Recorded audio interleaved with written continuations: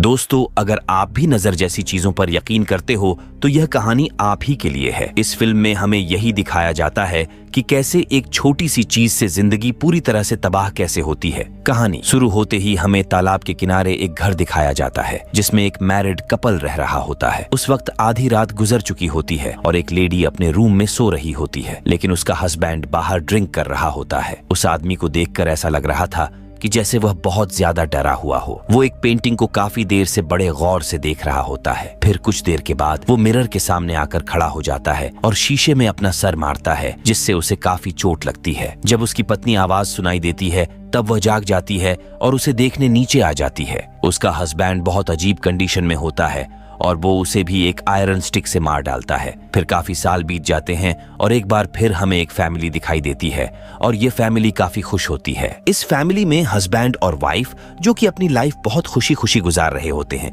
इसमें लड़के का नाम एडम और लड़की का नाम मेलिसा होता है। बेसिकली एडम एक मैथमेटिक्स प्रोफेसर होता है। अभी कुछ समय पहले ही एक यूनिवर्सिटी से उसे बहुत ही अच्छी जॉब का ऑफर आया होता है, जिसकी सैलरी भी काफी अच्छी होती है और साथ में वो लोग उसे रहने के लिए एक खूबसूरत सा घर भी प्रोवाइड कराते हैं, जिससे वह काफी खुश होता है। फिर वो लोग सिटी से टाउन में उस घर में आकर शिफ्ट हो जाते हैं। दूसरी तरफ मेलिसा प्रेग्नेंट होती है, जिसकी वजह से वो दोनों बहुत खुश होते हैं। इस बात को लेकर उन दोनों के बीच काफी डिस्कशन होती रहती थी कि वो बेबी बॉय होगा या फिर गर्ल। अगर बेबी बॉय हुआ तो उसका नाम एडम जूनियर रखा जाएगा और अगर बेबी गर्ल तो उसका नाम लीजा। और वो लोग अपने बेबी के लिए उसका रूम भी चूज कर लेते हैं। और उसी दिन लीसा की बहन विकी ने उनके लिए एक गिफ्ट भेजा होता है और उसमें एक मिस्टीरियस बॉक्स होता है। एडम उस बॉक्स को ओपन करने की काफी कोशिश करता है, लेकिन वो उससे नहीं खुलता, जिससे उन्हें लगता है कि शायद विकी ने उनके साथ कोई मजाक किया हो। मगर फिर भी वो उस बॉक्स को रख लेते हैं और अगले दिन एडम अपने काम पर चला जाता है। लेकिन जाने से पहले वो लीसा को कुछ इंस्ट्रक्शन देता है कि वह अपना ख्याल रखेगी और वह वेट भी नहीं उठाएगी, खास तौर पर बेबी क्रीम, क्योंकि अभी तक उन्होंने बेबी के रूम की सेटिंग नहीं की थी। और वो यह भी कहता है कि हम दोनों मिलकर उसे सेट करेंगे। लेकिन जब एडम चला जाता है तब लीसा खुद को बहुत ज्यादा बिजी कर लेती है। वो बेबी रूम की काफी सेटिंग कर लेती है, इवन की बेबी क्रिब को भी, क्योंकि उसे बेबी क्रिब इतना हैवी नहीं लग रहा था। फिर उसका मन उस बॉक्स की तरफ जाता है जो एडम से ओपन नहीं हुआ था। और यहाँ पर एक अजीब चीज ये होती है कि लीसा से वो बॉक्स आसानी से खुल जाता है, लेकिन वो बिल्कुल खाली होता है। फिर वो उस बॉक्स को रख देती है और बाहर चली जाती है। जंगल में उसे एक औरत नजर आती है जो रो रही होती है और उसकी बॉडी पर भी ब्लड लगा होता है और वो बार बार एक ही बात बोल रही थी कि मैंने अपने बच्चे को खो दिया है। उसकी यह हालत देखकर लीजा उसकी हेल्प करना चाहती थी, लेकिन वो लीजा को देखकर अजीब बातें करना शुरू कर देती है। वो उससे कहती है कि जो बच्चा तुम्हारे पेट में है वो तुम्हारा नहीं रहेगा, वो उसे ले जाएगी और लोग भी तुमसे डरना शुरू कर देंगे। और यह भी कहती है कि तुम अपने बच्चे को बचा नहीं सकोगी। ये बातें सुनकर लीजा काफी डर जाती है और वो वापस घर आ जाती है। फिर वो एडम को कॉल करती है और सारे इंसिडेंट उसे बताती है। लेकिन उस दिन से लीसा के साथ अजीबोगरीब चीजें होना शुरू हो जाती है। उसे बेबी रूम से किसी बच्चे की रोने की आवाजें आती हैं। फिर वो ऊपर जाकर देखती है तो जो चीज वो देखती है उसे देखकर काफी हैरान हो जाती है।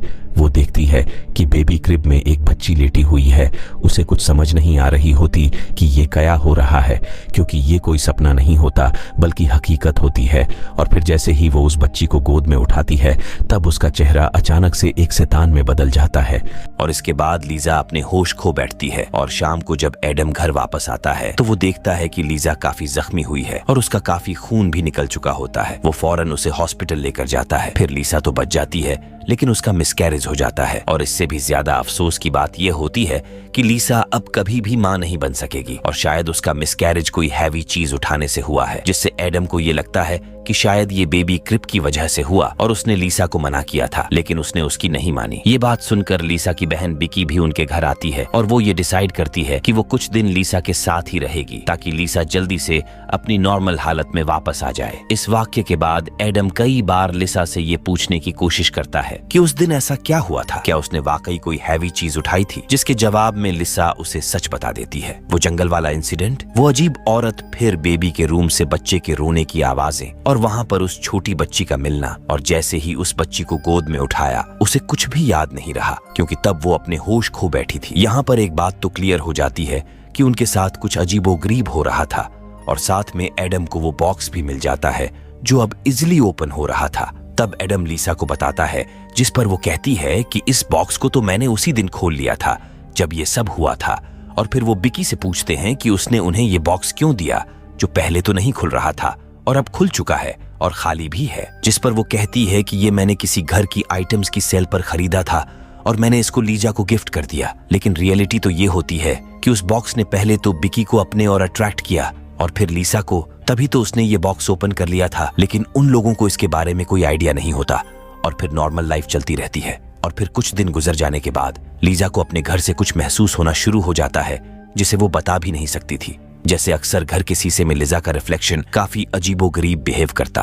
और एक सुबह जब बिकी और लीजा योगा कर रहे होते हैं तब एक बार फिर लीजा को किसी बच्चे के रोने की आवाजें आती हैं। इस बात को वो बिकी से भी शेयर करती है। वो काफी डर जाती है और फिर से चेक करने बेबी के रूम में चली जाती है। और इस बार फिर बेबी क्रिब में एक बच्ची लेटी होती है, लेकिन अब वह पहले से बड़ी हो चुकी होती है।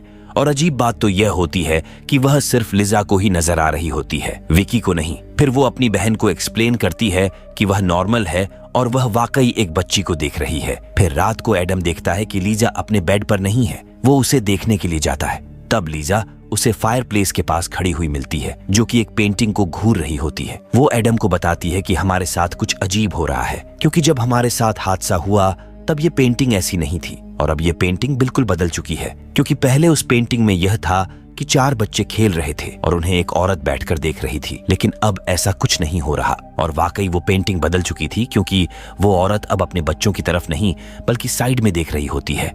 और इस बात को सिर्फ लीजा महसूस करती है, एडम नहीं। और वो उसे समझाता है कि तुम अपने बेबी को खो देने की वजह से ऐसी हो गई हो, इसलिए तुम्हारी ऐसी हालत है। और फिर बिकी के साथ भी एक अजीब चीज होती है जब वो नोटिस करती है कि मिरर उसका रिफ्लेक्शन सही नहीं दिखा रहा और मिरर में नजर आने वाली लड़की कोई और है। और फिर देखते ही देखते उसकी रिफ्लेक्शन उसे मारने की कोशिश करती है और उसके दिमाग पर ऐसा असर कर देती है कि वो अपनी बहन को बिना बताए वहां से चली जाती है।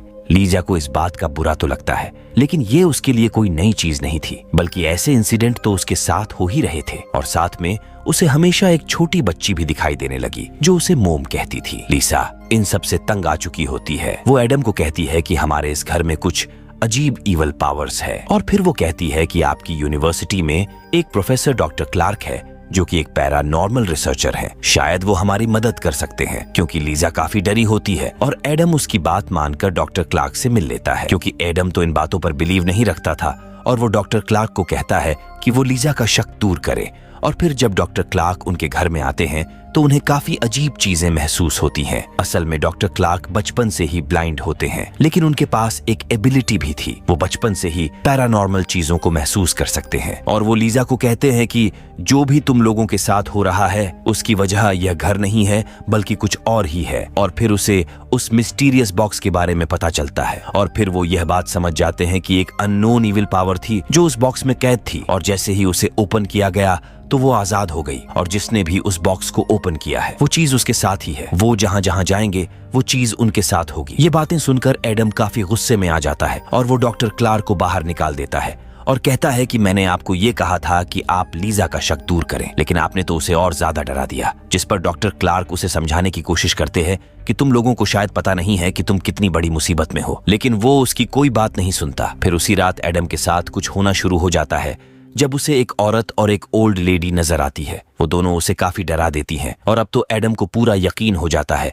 और वो फिर से डॉक्टर क्लार्क को अपने घर में बुला लेता है। और तब डॉक्टर क्लार्क उनकी मदद करने की कोशिश करते हैं। अपने इस रिसर्च से उन्हें पता चलता है कि सब कुछ जो पैरानॉर्मल एक्टिविटीज हो रही हैं वो इस घर की वजह से बिल्कुल भी नहीं है। और इस सब के होने की वजह वो बॉक्स था, क्योंकि उस बॉक्स में एक अननोन इविल एंटिटी होती है जिसका कोई वजूद तो नहीं होता और ये काफी टाइम से इस दुनिया में रह रही है और उसका मकसद सिर्फ अनबॉर्न बेबी का शिकार होता है, यानी बच्चे को इस दुनिया में आने से पहले ही मार देता है, जैसा लीजा के साथ हुआ। उसके साथ भी यही हुआ था और लीजा के साथ ये सब कुछ करने वाली वो इविल एंटिटी थी। यानी हमने देखा कि एडम और बिकी ने उसे खोलने की कोशिश की, लेकिन वो सिर्फ लीजा से ही ओपन हुआ। यानी ये बॉक्स सिर्फ प्रेग्नेंट औरतों से ही खुलता है। बाहर आते ही उस बच्चे को वो मार देता है और जो बच्चे उसे नजर आते थे वो कोई और नहीं था बल्कि वो उसकी अनबॉर्न बेबी की टाइप्स थी कि अगर वो इस दुनिया में आ जाती तो वो ऐसी होती और वो बच्ची स्टेप बाय स्टेप बड़ी होकर ऐसी होती जैसे लीजा को पहले छोटी सी बच्ची नजर आई थी, फिर उससे बड़ी, और फिर वो लेडी और ओल्ड लेडी, और वो बच्चे की ओल्ड वर्जन थे। और ये इविल एंटिटी ज्यादातर कांच और पेंटिंग्स में होती थी, क्योंकि उसका कोई वजूद तो था नहीं कि वो इस दुनिया में रहती और इस पावर से लोगों के दिमाग को अपने कंट्रोल में करके उन्हें अजीबोगरीब चीजें दिखाती थी। और ऐसा उन तीनों के साथ कई दफा हो चुका था। और इस एंटिटी को मारा तो नहीं जा सकता, सिर्फ कैद ही किया जा सकता है, और कैद करने के लिए सैक्रिफाइस करना पड़ता है। इसका मतलब यह था कि अगर उस औरत को मारा जाए तो वो एंटिटी कैद हो जाएगी। और यही वजह थी जब पहली फैमिली में आदमी ने अपनी बीवी को मार दिया और उनके ही घर के सामान में से लीजा को बॉक्स बकी ने दिया था। और जंगल में नजर आने वाली औरत उस मरी हुई औरत की आत्मा थी जो उस एंटिटी के साथ उस बॉक्स में कैद थी। लेकिन एडम लीजा को मारना नहीं चाहता था। एडम बहुत कोशिश करता है कि वो लीजा को इस मुसीबत से बचा ले, लेकिन ये एंटिटी लोगों को हिप्नोटाइज करती है और लोगों को एक दूसरे से मरवाती है। अब एडम भी हिप्नोटाइज हो चुका होता है और वो उस आदमी की ही तरह लीजा को मार डालता है और वो एंटिटी फिर से उस बॉक्स में कैद हो जाती है और एडम जेल चला जाता है। और जाने से पहले वो बॉक्स को बिकी को देता है। और अब ये सब कुछ बिकी के साथ होने वाला था क्योंकि वो भी प्रेग्नेंट है। और इसी के साथ हमारी यह फिल्म, यह कहानी यहीं पर खत्म हो जाती है। ये मूवी 2018 में रिलीज हुई थी। IMTV पर इसकी रेटिंग है 5। हमें उम्मीद है कि आपको यह कहानी पसंद आई होगी।